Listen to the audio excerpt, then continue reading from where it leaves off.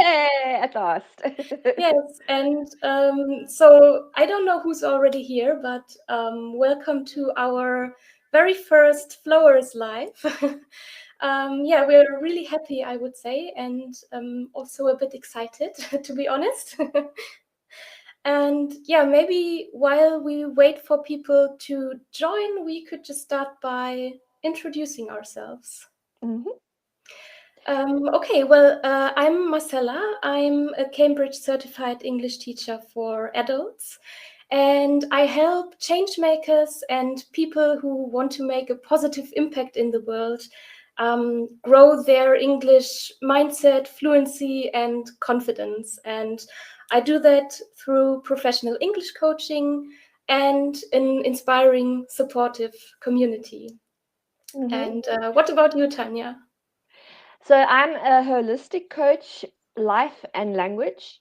I mix these two things to be able to give my clients a chance to achieve more than one thing at a time, because they want to learn English. Maybe they need to for their profession or for a creative project, or just because they enjoy travel. But they also have other things. They're people who give 100% and they're committed to different things. So they don't have a lot of time for an extra activity. So I support them in both learning English and achieving a project that's important to them. That could be a professional project or a personal project.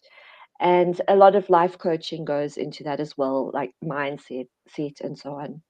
And those people are where you and I have similarities, is that the type of people that we work with are people who want to make a positive change in the world. Yes, definitely. And yes, together we're also part of a freelance group of teachers and coaches, and we're called the ʻfləʊ.ăz or the ʻflaʊ.ăz. I think we just use both, and our goal in these lives is to share some strategies around English, communication, mindset, confidence, and personal growth, to well, have open conversations about how we can use our voices effectively. And Very well today, today we're starting with something I think we've both noticed, Tanya. Learners apologizing for their English or for other things in their jobs. And I think you wanted to say something about which kinds of apologies we're talking about here and which kinds we're not talking about. Yeah, what we are not talking about is we're not saying don't apologize.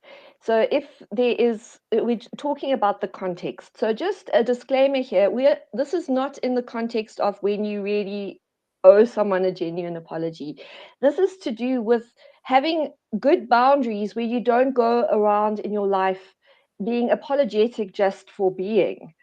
And unfortunately, a lot of people are doing that, and there are better ways of being.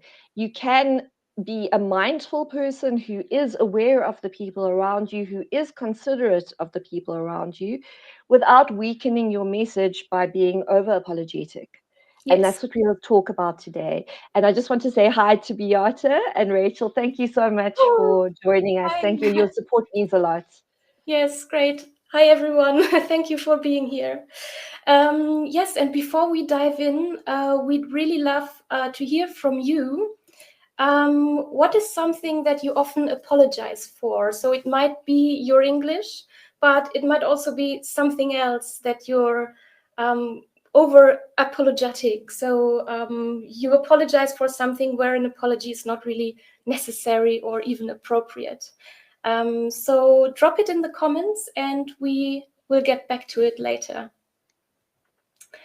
Okay, yes, so Tanya, I have many clients who really told me that when they meet business partners, international colleagues, the first thing they do is when they meet them is they apologize for their bad English. And it always breaks my heart a little, because they are all people who have important messages. You know, they advocate positive change. They want to have a positive impact. And yet they feel the need to apologize. Also, they are experts in their fields, often in high-ranking positions. And why do you think that happens? Why do you think people do apologize for their bad English? I think in both of the situations that we're going to look at today, it's that people are taking too much responsibility. So, in any communication, it's a two-way street.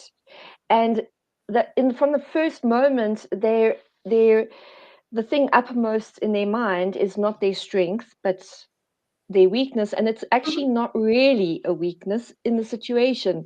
They have what they have to give to be a good communication partner.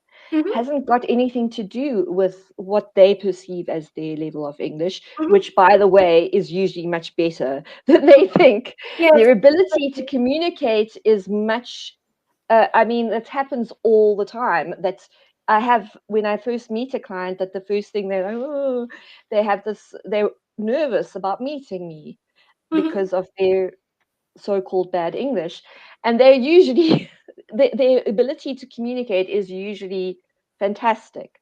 And this is something that you and I help. It's one of the reasons why we can get people talking more fluently, because we can help them reduce that fear and change their expectations. Yes, definitely. And I also think it's, well, because people are afraid of being judged for mistakes.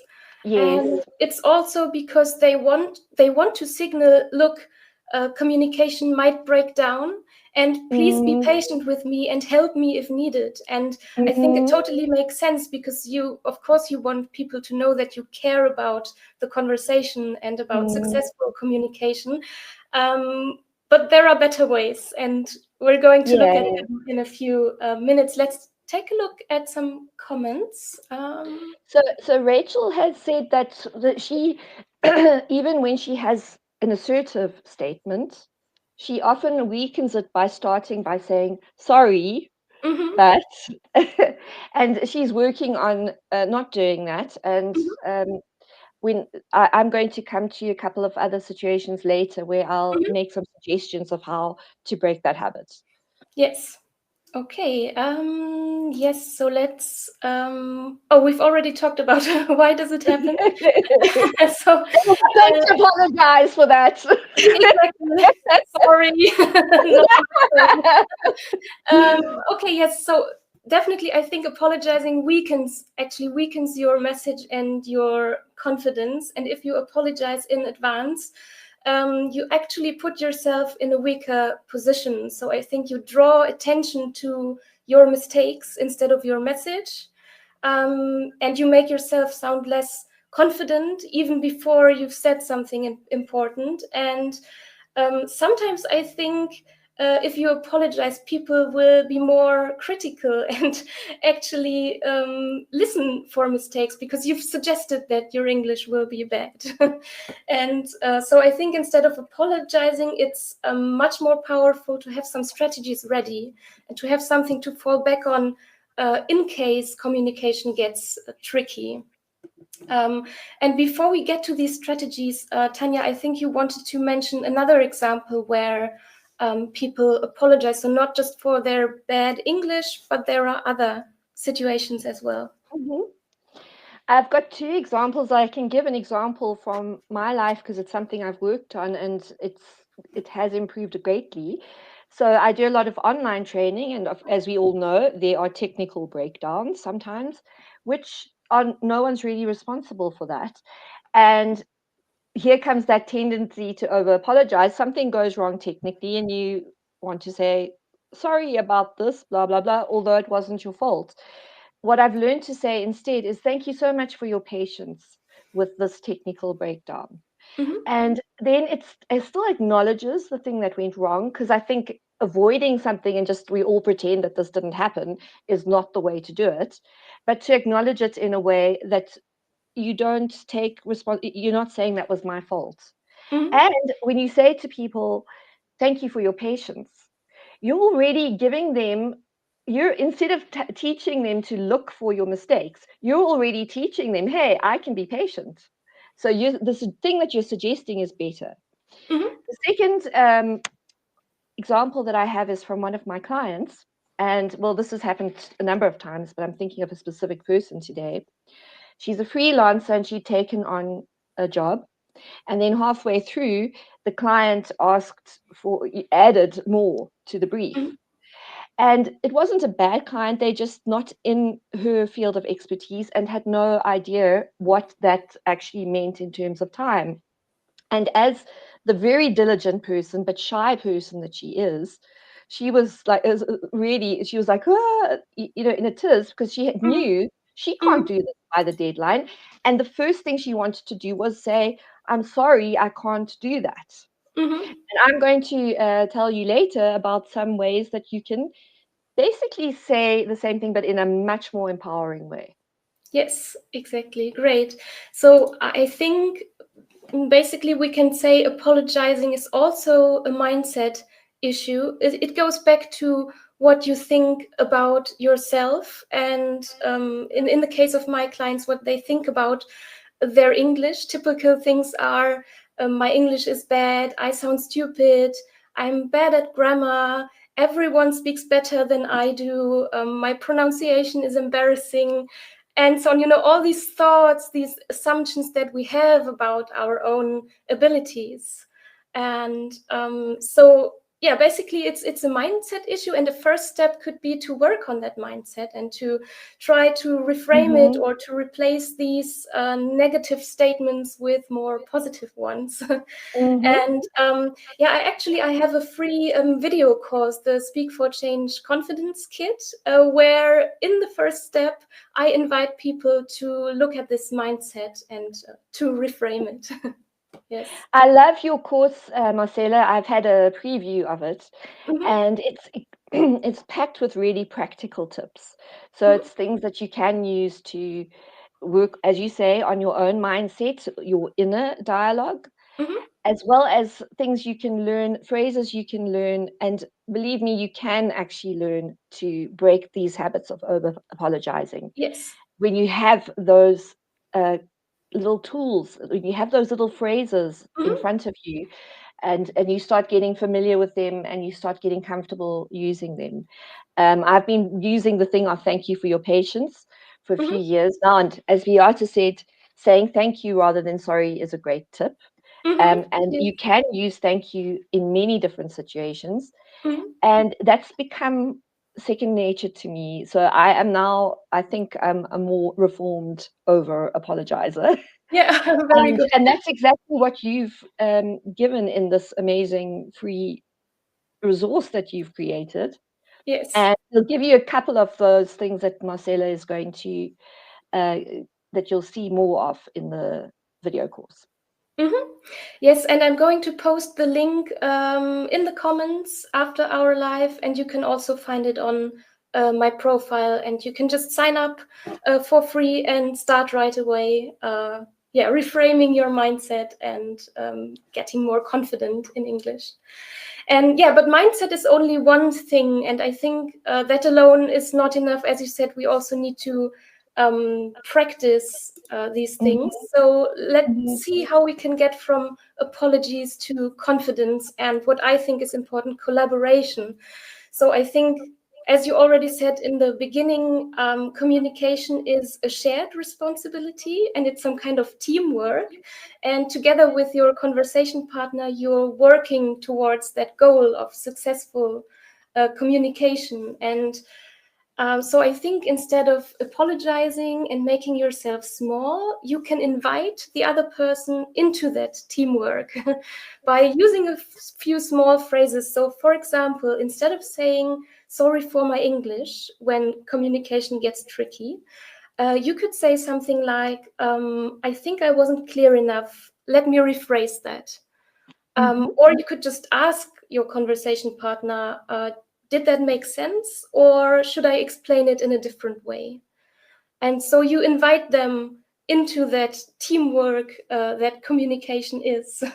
So, and I think that's a Yeah, much better way, and you don't apologize, you're professional, confident, and you keep control of the situation.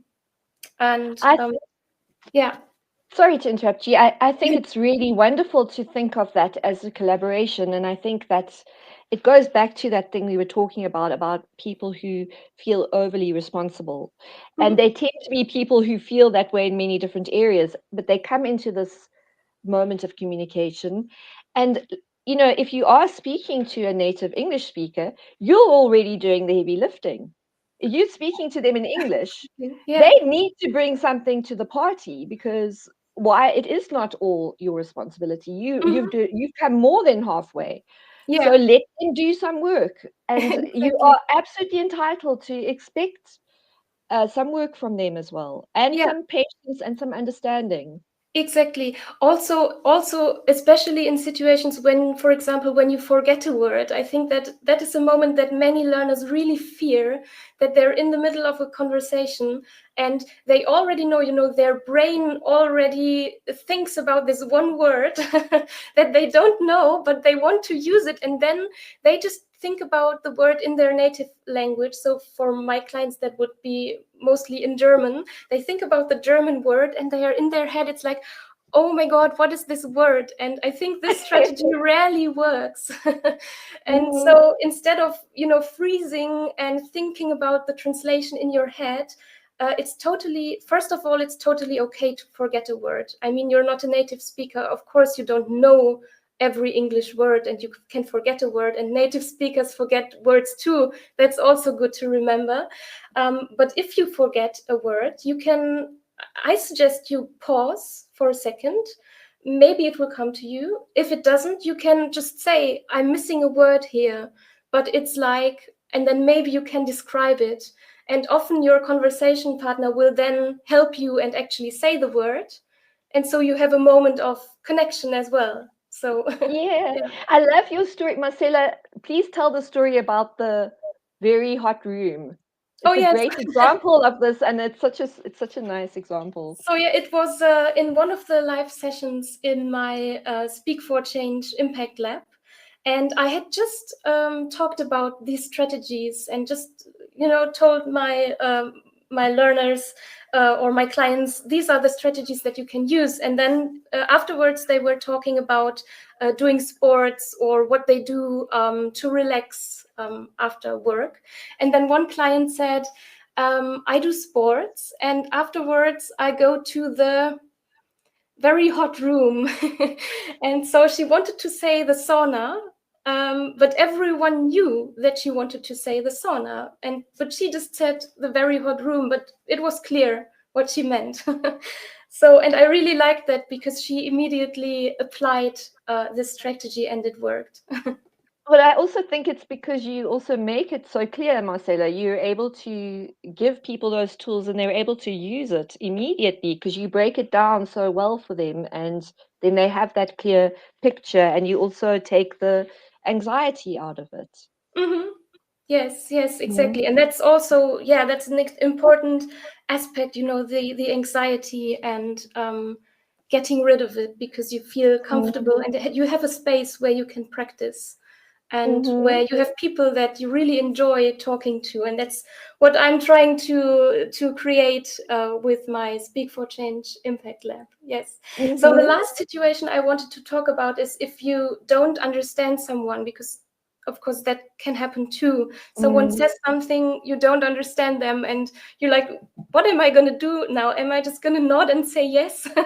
And I would say no. Don't do that. It's totally okay to ask or for Mm. clarification and to say something like, just to be sure I understood, could you say that in a different way? Or just to be sure I Mm. understood, could you explain this again? And again, I think this shows that you're focused on clarity and collaboration Mm. without apologizing or making yourself small. And I think the other thing, because I learned this in my own journey with moving to another country where I didn't speak the language and learning the language and going through all of these things that my clients go through, that our clients go through, was I learned to just be able to rephrase things, just to become more comfortable. And then I learned that people respond so well You know, like when you are trying to connect and when you need help, people actually, it's not an irritation. People are much more, what most people are wanting to help you. So when you get there and you're trying to explain something, I mean, at the beginning when I couldn't speak German, I would be using miming and, you know, make a Yeah. complete fool of myself. To try and just communicate. And then when people understood me, they'd be so thrilled that they understood me. It was like a success for both sides. Yeah. So I think if you start realizing that this, as you said it in such a nice way, Marcella, with the word collaboration, when you have that successful collaboration, it really connects you to people. It gives you a moment, and it could also be funny, you know, Yeah, like when the definitely. person finally gets the idea and you get the idea, you have this moment of shared success that you both created. And that's very, very rewarding. Yes. Yeah, exactly. That's what I was thinking about. Exactly the Mm, situation. Okay. Did you want to add something about yeah. the example of your client with the deadline? Yeah. So I've helped various people with this particular situation that happens. So you have this project creep, which is when a project that you took on and you have a particular deadline for it, or you have a particular budget for it, or you have particular resources for it, and then suddenly, you know, little bits keep getting added on and added on and added on until eventually it's not possible to do it in the time or with the resources that you have, or actually you're doing extra work that you should be rewarded for. So then if people are tempted to say something like, I'm sorry, I can't do it by that date, or something like that. We want to change that not from a negative sentence, I can't, to a positive sentence, I can. And instead of taking on the thing, it's me who can't do this, we say, dear client, you have these two options. You have the power to either do this or this. I can do it by that date if I get these additional resources, or if I get that additional partner, if we get that additional freelancer to work with me, then I can reach that deadline. Or I can do it by this later date. Yes. Or I can do it for this extra amount of earnings. Yeah. So I take that from a I can't to I can, but it's your choice, dear client. These are your options. And I limit the options to what is possible for me. And then there's no apologizing necessary in that situation. What you're doing is you are training your clients to have reasonable expectations, and you're setting your boundary, which you have the right to do, and it's also the truth. It's Yes. what you're communicating there is absolutely honest. Yeah. And you're not bringing it to a full stop, because I can't means that's it. You're Yeah, that's like saying we freezing. can we can go further. We have a solution. It's not Yeah. the end. Okay. Yes. Yes. And that's Exactly. a And much I more think it's, powerful way to do things. yeah, you don't stop and you don't freeze. So both in language and in other areas, you keep control and you invite collaboration. And I think that's what all of Yes. these strategies have in common. Yes. Mhm. So I'd really like to know from people who are watching, what's one strategy you'll try instead of sorry in your next conversation or in your next project, or the next time you feel the need to say sorry, but maybe it's not the right thing to say in that moment. Yes, and so I also hope that there were some helpful strategies, ideas, and something that people can really apply in their daily lives and in their jobs. And yeah, as I said, if you want more of these strategies, you can sign up for the Speak for Change Confidence Kit. There you'll find exercises to practice these phrases, and also exercises to practice describing things when you don't know a word. And they are all strategies that you can use right away. And I learned some strategies, even though I am a native English speaker, but I learned strategies there that I can also apply when I speak other languages. But also the mindset that goes behind it can be applied in many different situations, not only in language. So it's a really valuable resource that you've created, Marcella. Thank you so much. I'm Yes. very, Thank it was you. lovely to have the preview of it. Yeah. Yeah. Rachel's asked, Rachel said, giving options of what you can do is a great strategy. Yeah. Yes. So I think that's something we all, I think people who tend to care deeply about things and want to give value are exactly the kind of people who take too much responsibility and want to apologize. And so Yes, this is, I think, definitely. for us all, this is a very relevant way of using that, which is also gracious and honest. Yeah. Okay. Yeah. And Beata says, thank you both. Lots of food for thought, and that's great. That's what we want to achieve. Okay. Yes, unless you would like to add something, Tanya. I think we're already 5 minutes over the time. Oh, So I let's didn't wrap even it notice. up. Yes. Thank you for your patience, everyone. But you Exactly. see, Thank it was so everyone. good. It was Thanks just for so your good. patience. And our Okay. next ʻfləʊ.ăz live, we've got a couple coming up. Keep a track in LinkedIn. We'll be Mhm. announcing what the next ones are. We've got loads of topics to Yes. cover. And we'd love to see many, many people there. Yeah. Okay, thank you, Tanya. Thank And you too, thanks Marcella. everyone for joining, and I hope to see you soon. Bye. Bye.